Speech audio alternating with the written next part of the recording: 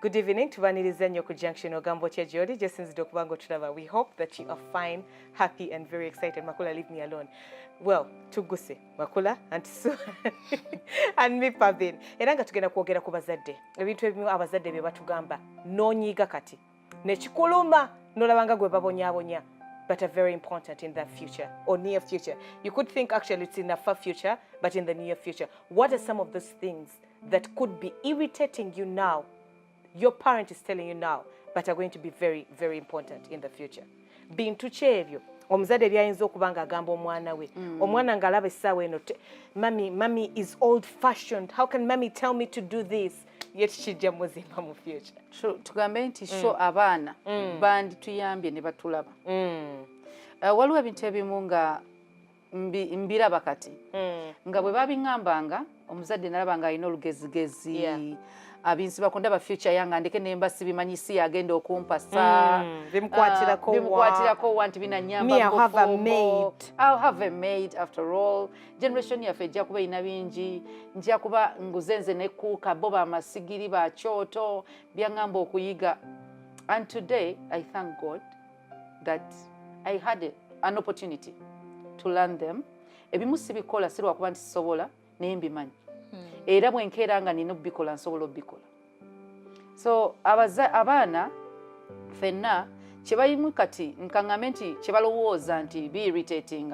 Byemu naffe betwayitamu. Not all of us, but okay. Ebimu bye batuyisaamu or even worse. Naye nga right now fe ate tubi appreciating. Nabo ate bayinza otuuka nga bo bejjusa bwejjusa. Bwe baba baganya obikola. Bajja kwejjusa. Mu nsonga eno njagala abaana bategeere nti tetwerondera bazadde. We don't choose our parents. No. God does. Neither do we choose our children. God does. Ekirala Katonda yawa abazadde amaanyi ag'enkukunala agateekateeka n'obuyinza obuteekateeka abaana be bazadde into those people that will be responsible and that will be good. So whatever irritation that they're going through now from their parents is to prepare them. And a good journey is not all that a very smooth one. Okay? There will always be a test before a testimony. So because they do not want to do what they ask them to do, because it's irritable, because it's outdated, so they say, many times they lose a point, they lose a mark. No saba mama wesimu nojimusaba smartphone naga no jikuwa yalina kyakutaasa gwe kyolaba kyotamanyi. So better to get inconvenienced mu abaana and do what you're supposed to do, what your parents want you to do now, than cry tomorrow. That's true. Then the other thing I would like to talk to the parents about is, I think it's very important for us to recognize that yes, we're in different generations. You people, sikugamba nti tuchita outdated. Naye ensomesa oba enkuza ekyuse. Gwe ng'omuzadde manya nti as a parent, because it's a gift. Mukama akulonza okubeera omuzadde. Okitegeera. Naye manya nti omwana oyina okubeera creative mu kuzaalako oba mu kukuzako. You get. Nti we used to have scenarios where I would take a shopping list to my dad nangamba nti femino tetwabitwalanga ku ssomero linga atwala akaduuka. I don't want to hear that. Ka supermarket. Ekitegeera. I don't want to hear that. Like sagala okuze mwana mu nkuza erangira. Mukuze mu nkuza esomesa. No. And so be realistic. You either do it or they won't take it. I am telling you. You either be creative or they'll think you're torturing them. Because kyemulina okutegeera nti omwana aba muntu mukulu era awuliriza era ategeera. Era kyayagala alinga from a parent. From nga mama wakugambye wali otenguwa that word. Wali oganyeko okuwuliriza mama wo. Okumutenguwa. So the language matters. Speak. How you bring the communicate. Education matters. Do not fear me. Communicate positively. Not negatively. What parents need to know is now we know the truth. Duli basomesanga mu ngero. Ne bagamba nti toyera nyumba kiro. Oyeramu emikisa. But we know why you never used to sweep. Kuba bw'osweepinga ekiro togenda kulaba we now know the actual truth behind all the myths. But before you didn't know. But now we know the truth. We are exposed to the truth at like 5 years old. So let parents speak your truth to your child. Yeah. Mugambe, of course. Package it well. Package it well. Tomuwemula. But speak your truth to your child. Ate tomulangira. Tomugamba nze saabirina olabye kuba nze nakola sente zange nze nazikola. That is also ono mwana muntu mukulu nga bw'onoolangira mukwano gwo ne kimuluma. I am your friend, I am your child. Bwe mba sente nzikwata bubi, tell me the truth that you're misusing the money, and if you don't handle it well, you will suffer in the future. Abazadde nga bw'oba okuza omwana still olina okukkiriza nti ono gw'okuza mwana. Waliwo ebintu byagenda okuresistinga kubanga mwana, waliwo ebintu byagenda okusaba oba okukozesa kubanga mwana. Tomulowooza kuba muntu mukulu nti bw'oba gwe wakwatira ku myaka 5 oba wabonaabonera ku myaka 5 bakkuliza ku myaka 5 bakukeeza obuvunaanyizibwa ku myaka 5 omwana ono mu opportunity abeera omwana mu childhood stage ye to be a child. Let them enjoy childhood. You did not enjoy childhood.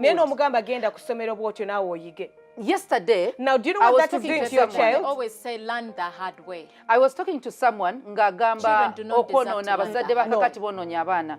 Ne mugamba ekimu mukirabanga kwonona naye ekiriwo abaana balese babeere baana. Waliwo okuleka omwana asooke enjoying a childhood. Omwana w'oba omugulidde ebimotoka oba toyonoona. They are enjoying their childhood. Omwana waakusaba ekimotoka gwe olabanga expenditure. Because in those days the playing was sonko, kwepena, kwisobado. But right now in apartments, ogenda kwekwekana. Oparenting mu generation emanyi. Kati omwana ono bw'akusaba wadde oyagala omuyigiriza obutaspendinga, don't forget he's still a child. Yetalaba nti ospendinga yalaba tomwagala tomuwa kati ebyo biyige kitegeeza nti soko okkirize nti oli mu generation ekyokubiri emanyi ng'erina gwe bw'oba toyina tekitegeeza pavin talina neighbor akuli okumpi omwana tekitegeeza nti talaba gy'asomera tekitegeeza nti teri balala balina. And me asking, anti bwe mbanga nkusabye, it doesn't mean I'm spoiled. Ndi mwana. Exactly. So as a parent, Mugambe, I cannot afford that particular one. But I can afford this one. Oba wait for me. I even have goosebumps. Nga probably oba daddy we oba big brother yamukoledde ojikira bo bumotoka bwakola ng'obwawaya. Yes. Ne baby which I had dolls, proper dolls that used to roll their eyes. But I would envy the people I would go to play with. And say, why is it moving? Oh my God. Yes. If you kati ekyetugamba omuzadde bw'oba okuza omwana tunuli omulembe gwalimu edda twakulanga n'ezo ddole naye kati weeziri ekitegeeza nti eyo bw'ogikola sooka olabe environment omwana mwali bw'oba tolina mugambi tomulangira naye ate tomukuba nnaku ng'ali mu apartments za biddole omwana tomukuba mbeerayo mubuulire ng'omwana mugambe kati sirina obagambe bali bakirina ekyo if you come back number 5 work hard you get a bicycle. It's a motivation. It's an incentive for you as well as a parent. Mukwagala abaana obategekera future nga bo be traininga tubaleke babeere baana. Let children be children. Leka buli stage bagiyitemu. But also, omuzadde wotuukira okulangira omwana. When do we bond? Because if you begin wekunaiza bibyo nazi kuno fe twafumbiranga ku nkuda therefore suffer the hard way. Anti Sue, ziba pressure zize ku muzadde. Omuzadde afuna pressure nene nnyo nti abamu bambi ne wekanga ng'akyogedde oyo ngenda musaasira naye tolina kikola. Kubanga omwana ono tamanyi. Ebigambo bino ebizitowanga bomu obiteeka mu bwongoki. And we never forget. We never. Abaana tebeerabira kigambo. No, we don't. Kyerabirwa mugambire many times. So the thing is, era bw'oba okimugambye osiga n'okutya okugamba nti tewali textbook empale ziyulise wakati ate okugamba empale zange zayulikadda abaana abato waliwo bye bagamba nti bali abuse sikikkiriza era sikikondoninga you're not supposed to abuse a child naye waliwo wotunuulira omuzadde nga adinayiza omwana ebintu byali entitled to as a child ng'alina sinti nga talina naye era n'obwoba tolina onnyonnyola omwana n'atuuka okuba nga akutya okusaba ice buno bu ice batunda obwa 10 omanya obeera ku buti these days tajja kumpa yangamba ebyo byaki omwana oyo n'omulekera rumu abantu abalala okuba nga bamulaga basobola omuwa kitegeeza bajja kumudifayinga wali abaana omwana gw'okuzizza nga tomuwadde n'atalulunkanira ono omwana tomubuulidde lwaki talina era lwaki tosobola muwa naye n'omuteekamu essuubi ojja kumuwa anti swedde abazadde baffe abamu tebaalina naye twakulira ku ssuubi that we shall get n'okula ne weerabira n'okwerabira nti yagamba myaka 5 emabega lwakirese noloza like yakyabadde yesterday me. Yes. My father promised me a convertible Mercedes Benz. Nakati. Yeah. Nakati okyagirinda. Yeah. How? Naye olaba essuubi eryo nti omuntu bw'ayagala okikuwa ogamba naye daddy agenda kimpa. Yekiŋŋamba. Omwana alina confidence muzadde. Yes, that I will get. What does this teach us? That as parents we are heroes of our children. We are? We are role models of our children. We are everything for our children. The language that we speak to them is the language they will learn to use. Bw'obanga gwe olulimi olulwo olulangizi kubavuma busiru butategeera butalaba mbeera gye tulimu ogibalaganga abatagiraba nga tosobola kubatuuza kubannyonnyola properly in a proper communication kind of way, then obuzibu buzze. Njagala tutegere nti ffenna ndooza tulwala obwongo, embeera zitulwaza obwongo. Ne weerabira nti omwana ono azze asabe ggwe tanoonyeza boyfriend. Talina walala wa kusaba. Kubanga buli lw'omugaba n'omwogerera eriyo abali wiringo bimuwa naye ate babeeko kye bamubbako. Because tetusigamba muzadde yigiriza omwana we akwesiga abe ng'asaba ggwe. How would you feel nga Zabeti asaba anti Sunga gwe nawe okimanyi n'oba tosobola naye nga tagambyeko nti akyetaaga nga tagambyeko nti akyetaaga. Gwe omwekokodde omugobye omusuubira kulagawa kye bayita nti binsobedde eka ne mu kibira. Lwaki oli tamusikirize ne chapati gwe gy'oganya omuwa? You know? So I kindly request that parents bwe tuba tugonjula abaana ebintu tubijjemu obusungu kubanga obusungu ate butuleetera okwogera ebigambo ebizito eri abaana ebibanyiza n'ebibagoba. Yes, kati otaddewo gap era jagaha naye bwe nagenda ne mugamba nti empale zange ziyulise era jagamba talina sente akulaba gwe weegulira. Now they're going to go back to school, they'll be bullied about it. They will lose their self-esteem and it's all starting with you. They will steal. Exactly. So wadde tugenda okugamba abaana byebintu ebimu abazadde bye babagamba naye omuzadde olina okuba nga nawe okola ekikyo. Do your part. Do your part. Omwana ono aleke lowooza nti by'omuyigiriza kibonerezo. Kubanga aliwo okuyigiriza nga kiringa kibonerezo. And how you're doing it here. How you're doing how it. You're telling me to do bw'ŋŋamba nti bwe nsoma obi ngenda kwoza ebintu, I'm not going to appreciate that. Oba bwe nsoma obi n'oteekawo a certain kind of job. Kati awo tonkuza bulungi. Onkyayisa okwoza ebintu ndowooza nti kibonerezo. Kibi. Era bwe naakula saagala nabbikwatako. Because nasoma bulungi. Kubanga nasoma bulungi. Lwaki situlugunya balala babikole? Because abantu abalala ne baba media ewaka sigenda muyigiriza kwoza bintu nga muli nti yoza bintu ng'omwana omuwala buvunaanyizibwa naye mukozesanga kibonerezo because nze nakirabanga kibonerezo. So bw'oba ontraininganga, in fact that's not training, oba ombonereza emirimu ne gifuuka ekibonerezo sigenda gyagala. Abazadde wakati mu kunyiiga wakati mu stress zammwe mutera ziyita zinze nnyina stress zange lwaki onsumbuwa. Twewale okuvuma abaana ebigambo bye bateerabira ne bwe tuli batugenze magombe, God forbid. Twewale okuvuma abaana ebigambo ebirimu okukolima. N'okolimira abaana. You're the first prophet in that child's life. Ekigambo ky'oyogedde nsigo nnyo. Ebirowoozo by'olowooleza omwana wo nsigo. Anti si lwaki olowooza lwaki oyagala nze ndaba omwana wo ng'omulungi nga gw'omulaba ng'omubi?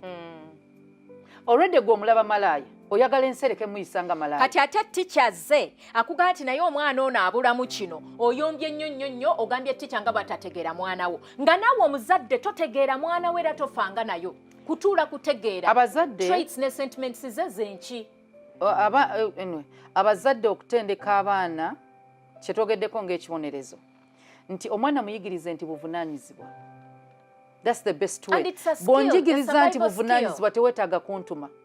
Bw'onjigiriza nti kibonerezo ekyokwala obuliri bwange nga si buvunaanyizibwa bwange okwebaka mu buliri obutukula oba obulongoose, amazima n'obwonookola otya bw'ova mu nsi bw'oti nga ndekerawo kikola.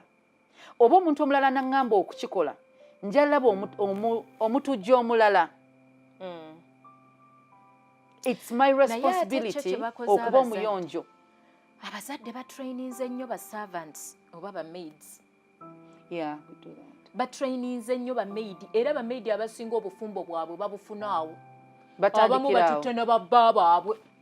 Awo kubanga omwami alaba omuwala yeetala and all that. Mikwano gy'abaami oba mikwano gy'abakyala bwe batuuka exactly sagala nagendayo bwe batuukawo ne balaba omuwala ono we bamwegobera ne bakola ki ne bamutwala otegekedde maid ono gwe kyoyita okutulugunya ayiga mukwano gwakukyalidde musajja ngagamba omuwala oyo lwaki tomumpa omuwagala and it happens it really happens a lot. I know a marriage a lot kati gwe abaana baate tobayambye gw'obalaze nti emirimu giri gy'abataasoma obalaze ti emirimu giri gy'abanaku omwana n'abeera nga tasobola nakweyoleza kawale ka munda yadde obusokisi disposable knickers weziri ng'ayina kuteeka mu basiketi. But then let's not talk to those stupid parents. Let's talk to the normal ones. Because now if even washing your panties is for the poor, leave us to be poor. Leave us. You people, let's be serious because now that is a gone case. That is a gone case. That is someone who will not pick out any point from this show. You get it? But I love what you said. Just kept quiet initially. You said we need people to understand that these are survival skills. Exactly. This is not housework. Yes. These are things that are part of you. That you part should, of life. These are part of life. That is a requirement. Your bed should have hospital corners every day. Every day.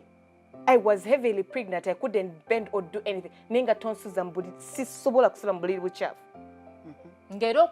Because it's who I am. I was raised, and from what I know is you do not sleep without showering. I don't care who you are or what the towel will be there. No, but just mugenyi. How? Wipes. I went back home tired. I cannot comprehend that kind of language. But it's called friend. Naye njukira omubiri gwo tegugana kutuuyana kuba yatonye. Anti kati olaba kyatugamba. Yes. Naye omuzadde ankyetugamba. If I change my panty I won't smell. Mwana wange nga n'enkwawa ziwunya n'obulago buwunya n'ennyindo ziwunya. So abaana omuzadde ekyo ekintu gwe kitendeka omwana. Omwana omuwala oba mulenzi tekiriiko nti mulenzi tanaaba oba anaaba mulundi gumu. Oba ye taawunye. It's like the parents should do it. The parents, omuzadde aleka omwana, omwana abaana bano batumanyi, so batuzannya. Amanyi weak point ya mami. Agenda kujja. They study. Yeah. Omwana akumanya. Yes, omwana studying omuzadde we namanya bwenkaba bwenti mami ajja kulekera okukola kino. Mami wanakola kino akulaba from that stage ate yonzibu nnyo nti maidi bwamutawaanya wamukoowa amanyi engeri gy'alina okukaaba mami ajje oba mami addemu maid. So they'll start doing that kuvanga baby paka oba mami avume maidi omwana wange kati bw'otandikiraawo omwana omukuze ovuma ng'alaba n'amanya okay bwenti wengenda naye nga bambi olina mukuza mulaga nti omuntu akola ensobi naye omuntu omukulu aweebwa ekitiibwa sina muntu mukulu omuntu omukulu si nti akusinga obukulu omuntu akuze oba omuntu yenna alina okuweebwa ekitiibwa kati waakiri maama vumira emabbali ng'omwana taliiwo omwana ono omuyigiriza naye mulinda okyali ku junction tukyagendera ddala maaso enkuza. The children at home right now, you don't know how to, parent them, to talk to them. Well, give us your opinion on what has helped you, on how you've gotten to where you are with your children. Tova.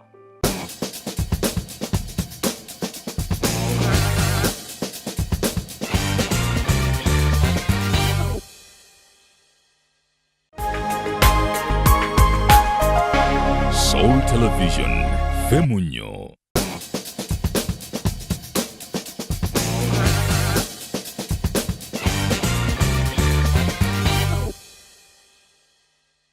Okyali ku Junction eranga kyagendera ddala maaso twogere ku foundation on how parenting how you should parent as a parent, and now the children, the things that you're being told now that you think you're being punished, yet are very, very crucial and important. One of them is going to school. Yeah.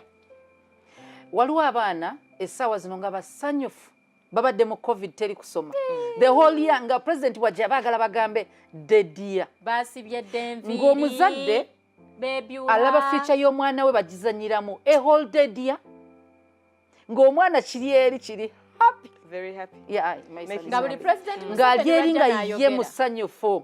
Yeah, but kakyogera okuba nga twogerako ku ekyo Bambi doesn't mean that they are being children. Remember we talked about being children. Yeah, it doesn't mean that they don't want to study. You get, yes, as parents. Because Bambi waliwo abasanye saying it's what you would want. You people, imagine if you were in class, the bagam the agriculture chair is not coming today, she got a problem. You people, we don't care what the problem is, she shall go, yay! It doesn't mean that is a child being a child. Yeah. So we are telling them that they have to think about their future. Think about the future. This is the time Joy no mubulira omugambe education eyambagwe. Education is key. But what people need to know is this is a problem. It's a pandemic. There's nothing we can do about it. Sure. You're going back to school, whether you want it or not. Even now, but the people we are exactly the people we are talking to are the people who think because daddy ainawo garage emotoka nja genda nkanike. Daddy aina board daddy aina sente oba daddy aina board nja kivuga oba daddy bizimbe nebizimba atati byaffe. Well, bya daddy. Now nze chendowooza abaana achievement y'omuzaddewo achievement y'omuzaddewo ya siyiyo tesobola kubeera yo ebintu ebimu yesi agenda bikulekera ebyobusika ne degree yesiyiyo kyolina omanya era abazadde be basanyufu kye baali baagala yakituukako kati gwe tonnatuuka ku kyabwe nti degree yagifuna n'akola ebyo byonna ekibuzo kiri nti ofunye ekyogatte ku byaleese because olina kwongerako legacy ezimbibwa erinnya lizimbibwa era lyonoonebwa yongerezaako go to school. And then my mom was one of the main reasons, you people, I'm being honest, like from the backbone of my body. She's one of the reasons I got married a virgin. She's one of the reasons why I stayed in school. Like, because she told me the truth. You're my light. You're my hope in this world. Like I'm holding on to you. Yes. You get. So I would go to school knowing. Tonswaza. Kuba omanyi pave mbotasome. Bajega mam the one who failed. As a parent. Yes. As she used to tell me, she used to proper tell me. I remember before she died, I had a boyfriend. Because we're having a moment here and I'll never forget. Yeah, I was at campus first year. And I was like, hey, which is so it's my in a boyfriend. I was like, me? Mommy, I can't have a boyfriend. People, when she died, I thought she's in heaven seeing me. I could not be with, I swear, I couldn't date. That guilt of I lied to my mom and then now kanafa. Like, what's wrong with her? Pavin, ekyo kyogamba abazadde bonna bakiina. That opportunity is there. It's in your power. It is in your power. Ate n'omwana ono yatondebwa bwe yeesiga. Wachekengerera n'akikubuuza.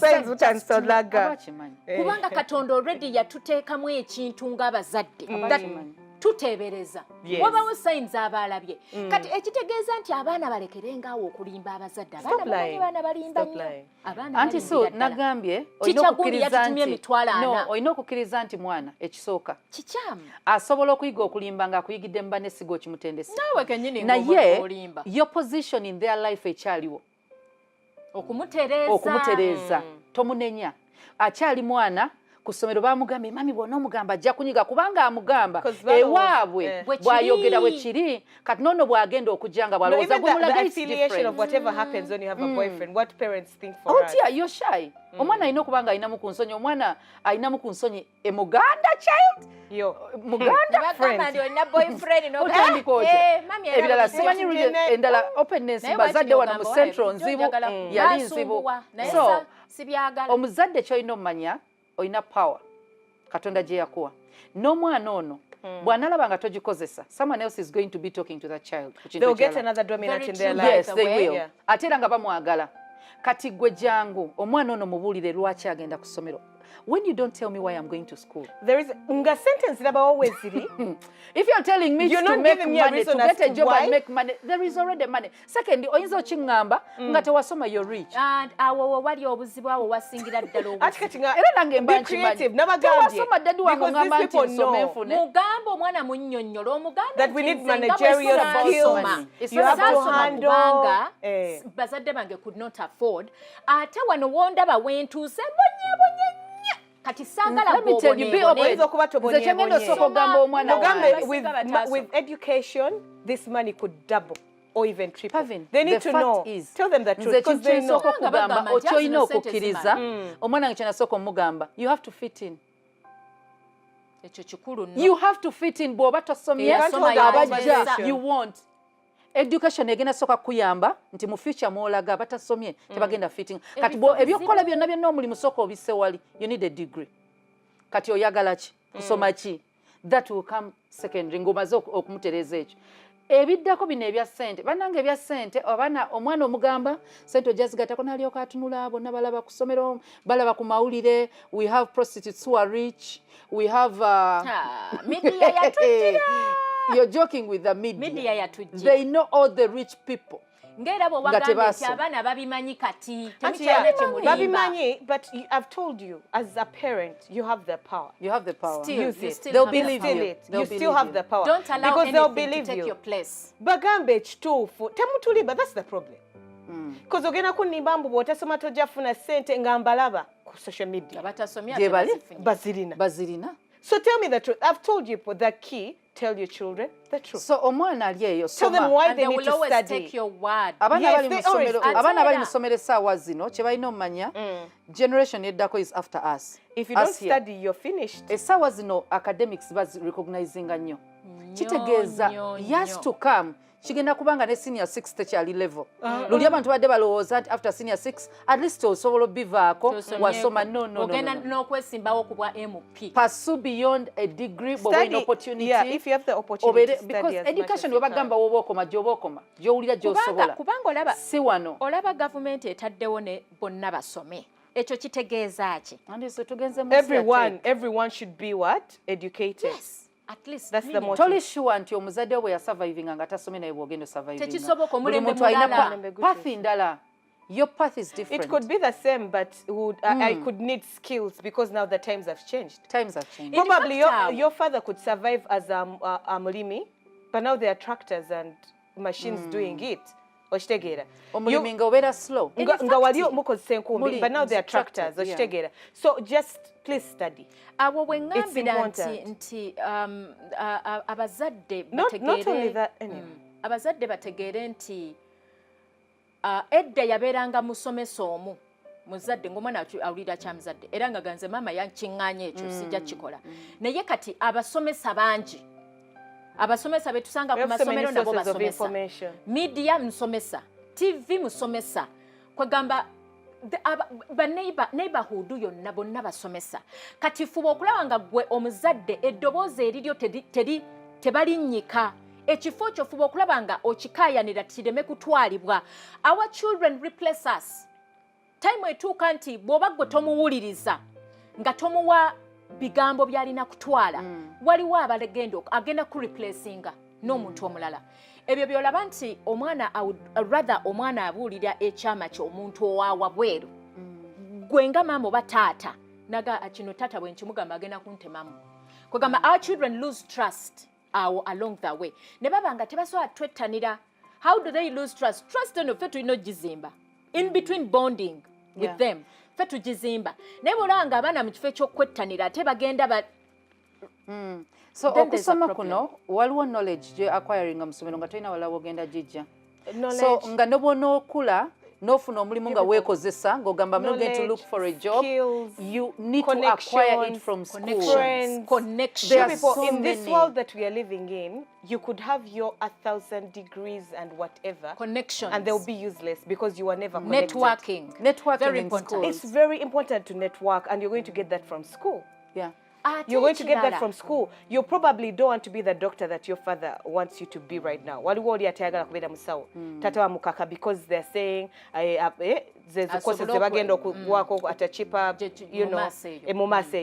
now, whatever you'd want to be in the future, it's who you're with in school right now that will recommend you. Exactly. Agambe, yes, she did medicine, but she was really good at this.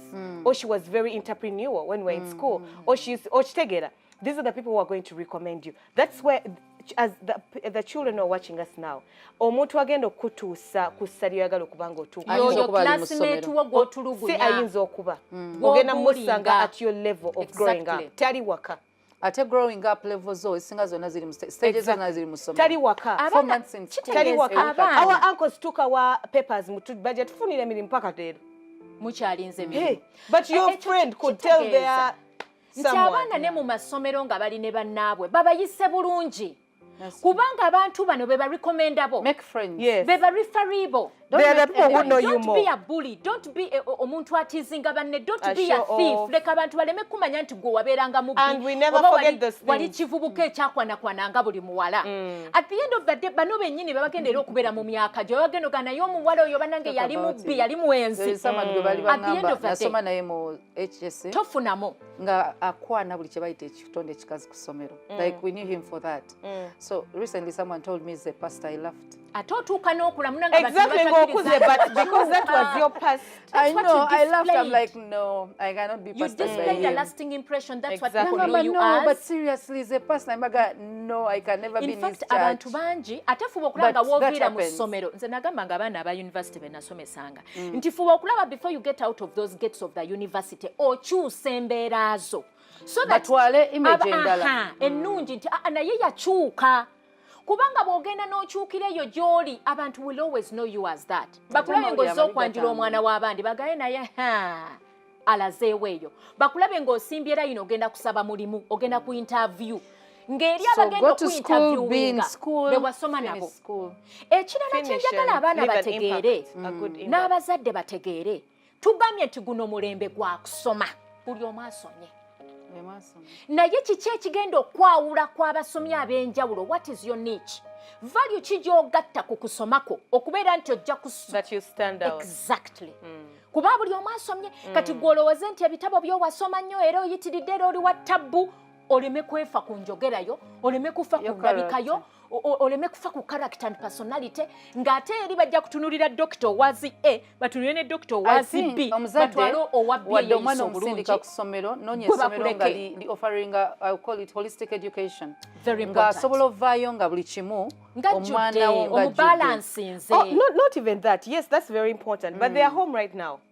Musomesa obuntu bulamu.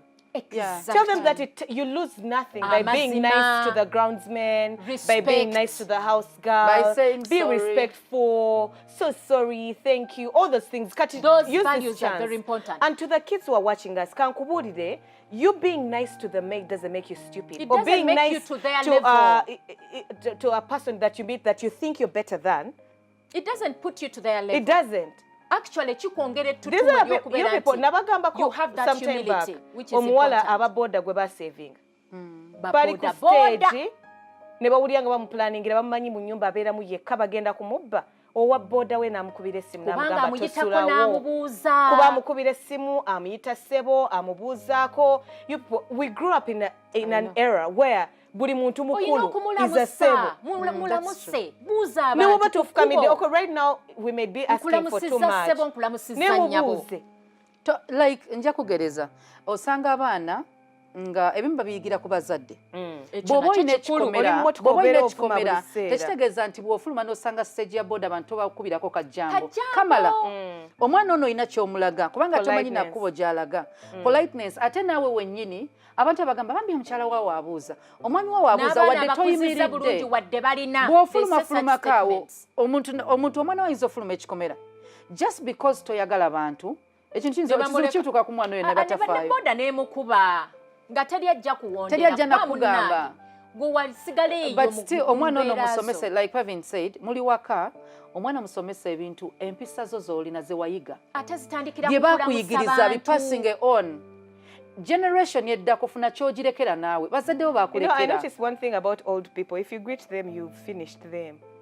Yeah, that's enough. Okulamusa. Obuntu bulama actually. They will love you. They will care for you just because you used to greet them. Tomuwadde nti mugati nti ngogwo naye n'obalamusa n'obawa ekitiibwa. Naye omuntu ali mu ddira simula owanise amagulu mu ntebe olaba TV. You're leaving your plate wherever you are. Toyambye nako. You're eating. You can't even lay your bed because you think they are made. Sometimes actually parents do a good job. Sometimes parents groom and show guidance to their children.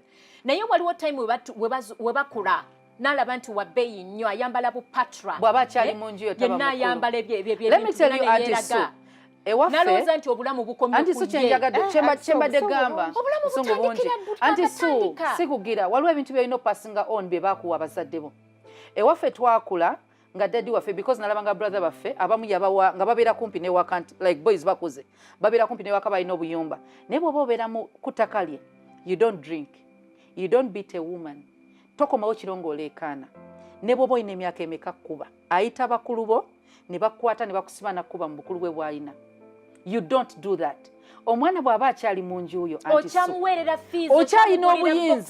okyalina obuyinza n'omuthreatening omugoba ewaka ffe be batiisatiisanga ojja va mu nju eno nosooka okirowoozaako ngenda sulawa ngenda kulyawa kubanga tojja kgenda wasenga naye gwe omuzadde omwana buli wagamba ngenda kubula ne weegayirira kati ate oyagala bula olage wa mwana wange abantu bajja ewe banaakuttirayo ng'omwana amanya naye abaana baffe abalungi mukukuta olina abasajja be weebaka nabo muzadde wakyamanyi nti oli mbeerera oli mu kulaba pornographic pictures ku ssimu maama wo gye yakugulira olina emize mugenda ne mufuna sleepovers ne mugenda ne mukola ebintu obikwesa bazadde bo kankubuulire gwanywa enjaga agamba buggwe gosiriza siga kitaawo alina agage era gagenda mutwaza emyaka gyonna mukukuta naye nga mukukuta mpola kubanga at the end of the day muzadde wo ali kimanya ensi yonna eri kimanya ate mawuggwe egyo buzibu bwo it is your problem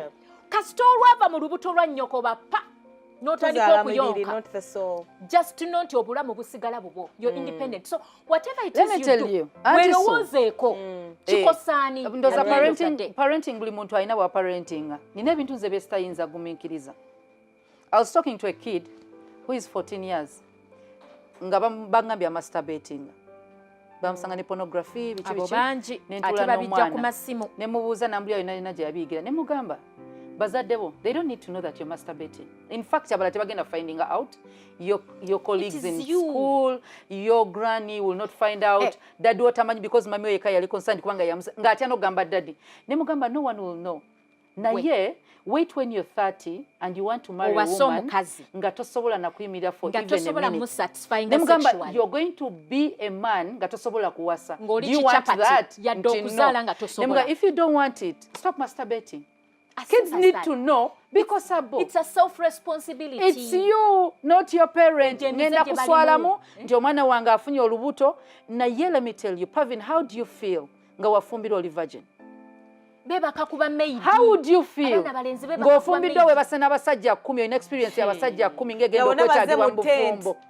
Bonna kwanjula. Let me tell you sex mu bufumbo tebetaaga experience. People need you ng'oli that innocence. But even if you did, the kids who are watching right now, even if you did, just stop. There's what they call it's about you. Yeah. It's you, simuzadde. Bulamu future yo gwomanyi. Bw'olwala siri mama otafuuka positive. Bazadde bo bali mu future zaabwe. Dropping out of school tagenda dropping out of school. Ati muzeeyo mweri enkuza gye nabagambye temututiisatiisa. Nedda Pavini abaana katubagambe bategeere. Yes, I know if I get it, I'm going to die. If I smoke, I'm one who is dying. Yeah, let's be realistic about it. Yes, let's just state the facts. You take care Don't of add on No, if you do this. this is a fact this. of life. We know. But So usually that's what we it know. is. But You know, but you textbooks still make are mistakes. there. No, fe Yeah. wetwakuliranga nga You still batugamba make 8 skills. These days while you're positive living. At the end of the day, you'll die. Yeah, even you. Naye Who doesn't have the positive living mukwano. Abadde tannabeera reckless. Okyali ku junction. Tukyagendera ddala maaso abaana ebibagambibwa. You look at it as a punishment, but it's very important in the near future. Tovao, tukomao.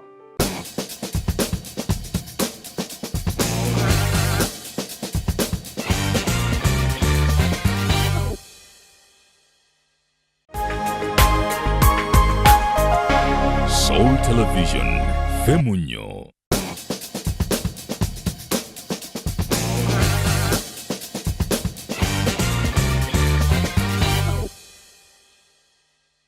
Tukyagendera ddala maaso era nga tukwebaza okuba eyo gy'oli ng'otulaba. We appreciate you and love you so much. Don't forget about our Facebook page, that is the Junction Soul Television.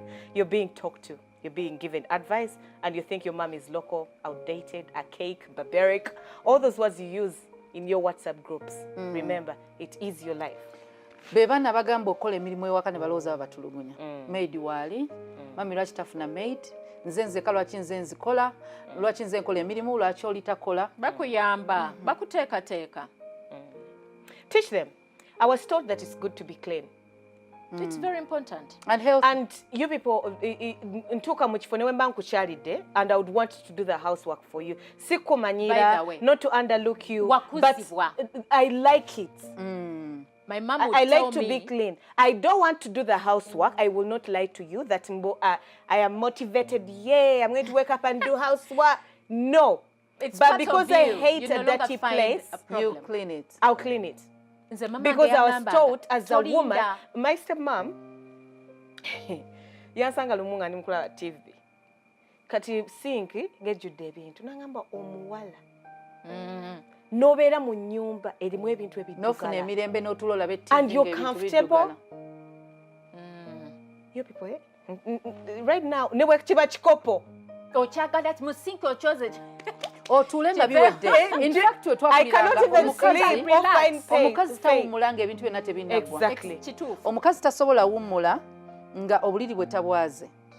Tosobola kuwummula nga because kyentera osomesa abantu Kati owummula olunaku biki, okoye osiibawo eki? you have hours olina oleka obuliri bwonge obikudde kubanga wabusuzzemu obutuyaniddemu bulina okussa gundi bulina okubeera nga buyitamu ku mpewo but after hours toyinza kuŋŋamba nti osiibye ewaka n'okomawo obuliri n'obwebakamu nga bwe babulese ku makya just kuyiga kubeera organized because mu bufumbo bwe kigenda obeera oyinza okuba nga ogenda kuva ku mulimu nga bbawo yakusoosa ewaka.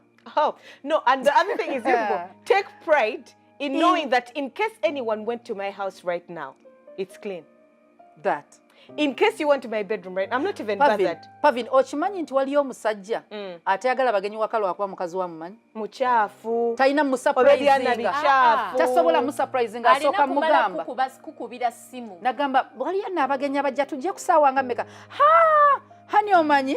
Manyi. Nongama sweetie, you know what? Kati nino fumba bichi omate tugenda kulya ebyaffe ebya buli you get it? Akumanyi. But now teach your child not to be like that. No. Yes. They shouldn't. And then teach them to realize that doing housework or chores doesn't mean that you've become a maid or you've stooped to that level. It's okay to do housework. Everyone does it. All those cool people that people look at and admire, they do. They wash their panties. If you're not washing your panties, Ekyo kyekisembayo. Tetwagala. You have a problem. Disposables zaakolebwa abantu abali kangereze, abantu aba travelinga. Nga toli sure gy'olaga oba waliyo amazzi oba teri mazzi. Better n'okozesa disposables than ogenda n'empale ngwe either bw'oba togisudde ogenda gitereka mu nsawo ng'eddugala. Disposables abakyala ab'embuto. Disposable awo egenda okugasiza. Naye bw'ebanga oli mwana osiiba ewaka n'ogenda ku ssomero n'odda ewaka nga bunafu bwe bukwambaza yes. What are you saying? Yes, you can. Omukyala ow'olubuto tasobola kwoza kawaleke. Erimu comfortable. Kwegamba munafuye nnyo mutuuse Otusonyiwe maama. Musobola kwoza buwale kuba muli mbuto. Asobola. Bazikolera abaani. No kyenjagala okulaga. Zaali tezinnajja ab'embuto mwakolanga mu bayambala bwereere. disposable eno kyerina anti su wayo zirabyeko bwe zaakula n'obunafu olw'omukazi watuuka ng'olina omusaasira tuula tejja tukula gye bali abo atasobola ow'olubuto omukkiriza ojjambala toleeta mateeka tugambye buli generation eyebigiramu okukendeeza munafu anti su sikendeeza ku mirimu gy'omuntu ono omukazi bw'aba amaze okuzaala asobola okwambala nedda omukazi amaze okuzaala asobola okozesa disposable nika ne bwebeera stand tagenda kuddawo okumenyeka nti akunya agisuule it's very acceptable kakati ajisula weyo njegenda okubumpugumireyo mu kasasiro n'embwazi giwunyemu afune ebizibu twagambiddewo nga tutandika nti omuzadde omulembe gw'olimu tendekeramu omwana ng'omanye ekiriyo era waliwo omulembe bwe kutasanya kumala nga tukaaza tutyo nkugambye abaana bakimanyi gyeziri era omwana agenda buuza naye obwonga gye buli maama wange alabika okuba abungana kubanga tabumanyi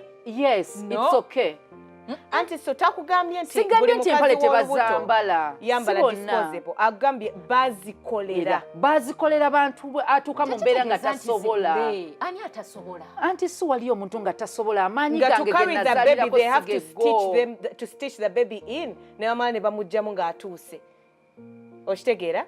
Thank your God that God gifted you. You're normal, you're fine. Yes. Tolowooza nti buli omu akula ng'abaana there are some who be on bed rest from 6 months to when they give birth. Wali abaana ababeera ne normal childhood abalala tebabeera nayo. Wali abakazi ababeera n'embuto nga ziri normal. Nga n'amanyi agalina. Era nga tukyebaliza Mukama. Because I was energetic till the last day. Tunoonya zaggula mmere munoonya mpale za disposable. That's what I'm telling you. Don't use how you suffered to try and teach someone. I cannot relate with your problems. I disposable. No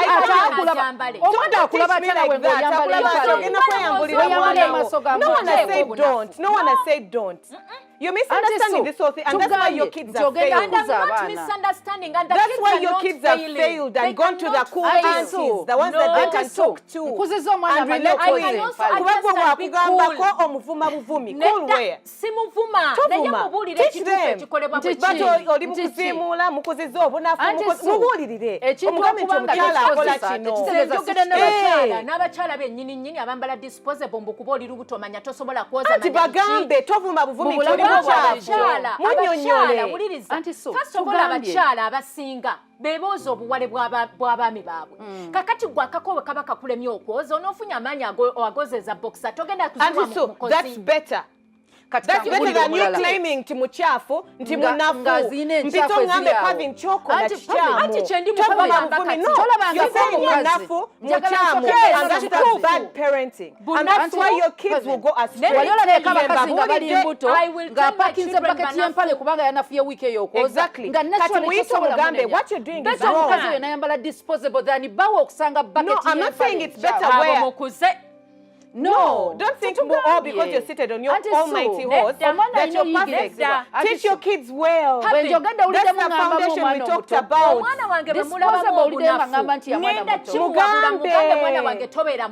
Otherwise, auntie, yes. Mugambe. Auntie Sue, let me teach you. No mutwa kubire ngoma nozina. Listen, Auntie Sue, listen. Bwonvuma ngenda kukweka. Bwonvuma ngenda kukweka. Bwompabula nja kukyusa. Okubuulirira n'okuwabulwa. Bwongane ekintu n'ovuma n'onnangira n'enkikukweka n'olowooza nti nalekeraawo, it doesn't mean I've stopped. Kevin, anti bulamu bwo. At the end of the day, tojaga nti saakugamba. That's why the kids go astray. That's why your kids can't do anything. Kisinga olwokuba wavumavumanga buvumi. Nze sivumye. No, you did. Naye njagala mutegere abaana abali many times abazadde tubuulirira n'okutuwabula ffe twakufuula kuvuma kuba tetwagala gambwako ovumye but not because abazadde bwe batyo bali weba kugambako nga gamba kale kangalamira onkube nedda yet there are better ways of doing it. Nze I would rather tell you ga no kigoberera naye ng'omulimu ogwange nagukola olituuka mujja n'ojjukira. What's the point? Nze bwe nkugamba nti yoza obuwale bwo gwe n'osalawo ogitadde mu ttaka. Anti suka nkubuze muchenjogedde kyonna owuliddeko nga njogera omwana nti omwana yambala disposable. Did you hear her say that? Anti ogambye nti bw'oba owabula omwana omugamba bazikolera abantu. But it doesn't mean that we should all wear them. Kakati nze ne ngamba n'ow'embuto naye kati kitegeeza omwana oyo omugamba bw'olifuna olubuto gula disposable kuba bazikolera mmwe. It's okay.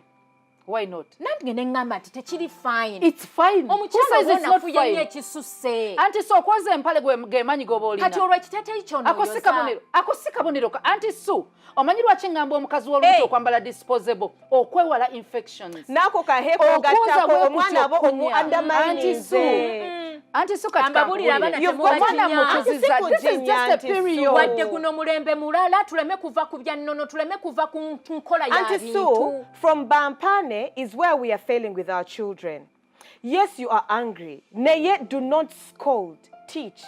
But I'm teaching. If you scold me nogamba nti obwo bwamalaya bwo omusajja ngenda mukweka. Ati kati ebyo era bigambo byo. Obukyafu bwo empale nja zisula mu toyi.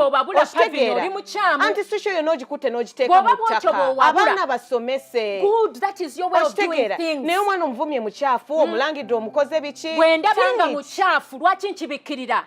Tochibikirira tolangira magombe ndyoke namugambira magombe nti mwana ngo oli mukyafu niza agende mu bufumbo akyafuwalira omwami ndyoke nzijukire nti mutabani boxa lwaki tojoza leka nkikole kati mu frustrating kati akole ekituufu. Obadde ku Junction. Raise your children the best way you can. Remember, spare the rod and spoil the child.